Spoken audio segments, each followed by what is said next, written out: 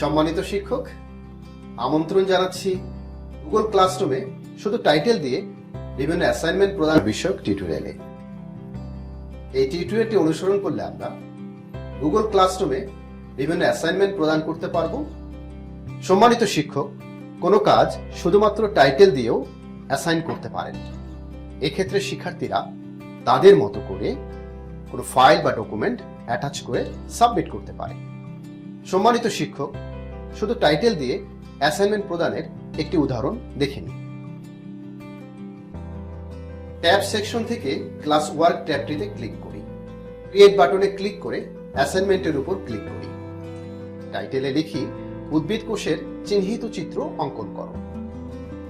এবার এই ডানের সেকশন থেকে পয়েন্ট সেট করে টপিক সিলেক্ট করে দেই জীবকোষ ও টিস্যু। যেহেতু এটি এই অধ্যায়ের, তাই আগে থেকেই তৈরি করা এই টপিকটির অধীন অ্যাসাইনমেন্টটি দেয়া হলো।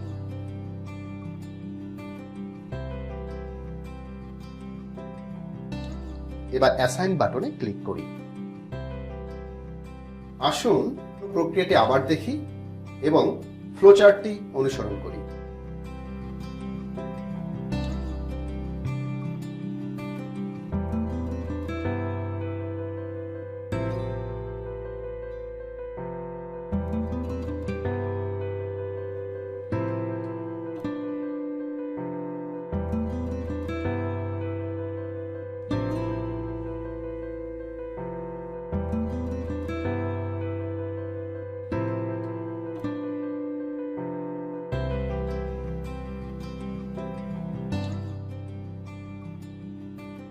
শিক্ষার্থীর ক্লাসরুম থেকে আমরা ক্লাস ওয়ার্ক পেজে দেখতে পাচ্ছি জীবকোষ ও টিস্যু টপিকের অধীন একটি অ্যাসাইনমেন্ট এসেছে। এটিতে ক্লিক করে ভিউ অ্যাসাইনমেন্টে ক্লিক করি। ইওর ওয়ার্ক উইন্ডো থেকে অ্যাড অর ক্রিয়েট বাটনে ক্লিক করে যে ফরম্যাটে কাজটি জমা দিতে চাই তা সিলেক্ট করে আপলোড করি। যেমন একজন শিক্ষার্থী ছবি এঁকে তার ছবিটি ক্যামেরায় ধারণ করে ডিভাইসে রেখেছে। এবার এটি ফাইল আকারে অ্যাড করা হবে। এজন্য অ্যাড অর ক্রিয়েট বাটনে ক্লিক করে ফাইলে ক্লিক করি। একটি আপলোডিং উইন্ডো এসেছে। ব্রাউজ বাটনে ক্লিক করে ডিভাইসে থাকা ছবিটি আপলোড করি এবং টার্ন ইন বাটনে ক্লিক করে টার্ন ইন করি। এবার শিক্ষক পূর্বের নিয়মে গ্রেডিং করে শিক্ষার্থীকে রিটার্ন করতে পারবে।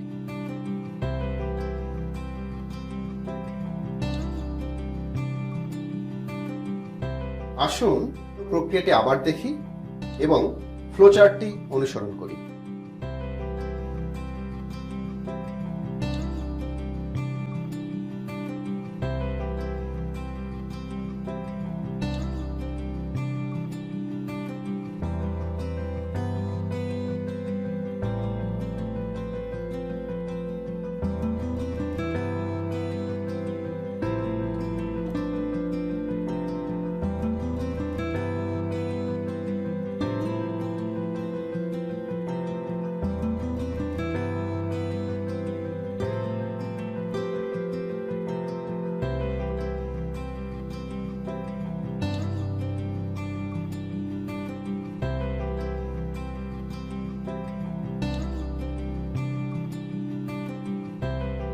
সম্মানিত সহকর্মী, আশা করছি আজকের এই টিউটোরিয়ালটি আপনাদের ভালো লেগেছে।